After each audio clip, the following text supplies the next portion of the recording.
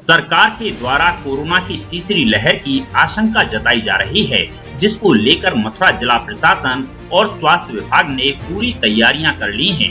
Mathura CMO doctor रचना गुप्ता के द्वारा बताया गया कि कोविड की तीसरी लहर से निपटने के लिए सभी स्वास्थ्य केंद्र और उप स्वास्थ्य केंद्रों पर वार्ड बना दिए गए हैं। वहीं ऑक्सीजन के प्लांट भी तैयार कर लिए गए हैं। जैसी ऑक्सीजन की कमी कोरोना की दूसरी लहर में आई थी, उससे निपटने के लिए सारी तैयारियां संपूर्ण कर ली गई हैं। मथुरा जनपद में कई जगह ऑक्सीजन प्लांट भी खोले गए हैं। जिस तरह से तीसरी लहर बच्चों के लिए बताई जा रही है, उसको देखते हुए सभी अस्पतालों में बच्चों के लिए अलग से वार्ड बनाए गए हैं। तीसरी लहर की जो आशंका जताई जा रही है, तो पूरे मथुरा जनपद में क्या व्यवस्था है?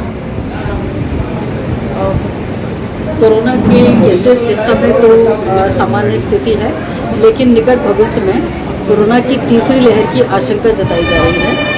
और इसके लिए हमने अपने जनपद में, चूँकि पिछले दूसरी लहर में ऑक्सीजन की काफ़ी कमी हो गई थी, तो हमने अपने जनपद में कई सारे ऑक्सीजन प्लांट्स लगवाए हैं, ऑक्सीजन पाइपलाइंस लगवाई हैं। इसके लिए ऑक्सीजन की कोई किसी प्रकार की कमी न हो, इसकी सारी व्यवस्था कर ली है।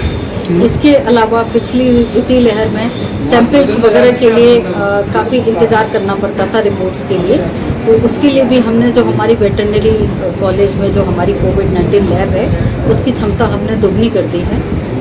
और तीसरी चीज़ जो बच्चों के लिए संभावित खतरा बताया जा रहा है, इसके लिए हमने अपने जनपद में पीडियाट्रिक आईसीयू की बेड्स उपलब्ध कराए हैं। अगर बच्चों को कुछ परेशानी होती है तो उनके लिए हमने 100 शैय्या अस्पताल में 40 बेड बच्चों के आईसीयू के लिए उपलब्ध कराए हैं, जिसमें 20 आईसीयू बेड हैं और 20 नॉर्मल ऑक्सीजन बेड हैं।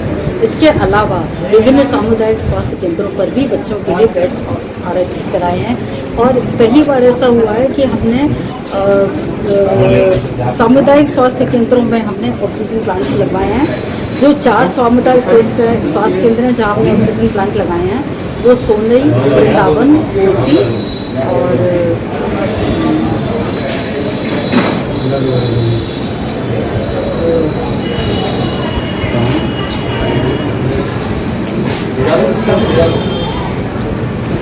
ये बताएं, राया में निरीक्षण किया है, इसको लेकर क्या है? ये अब दोबारा कर लीजिए।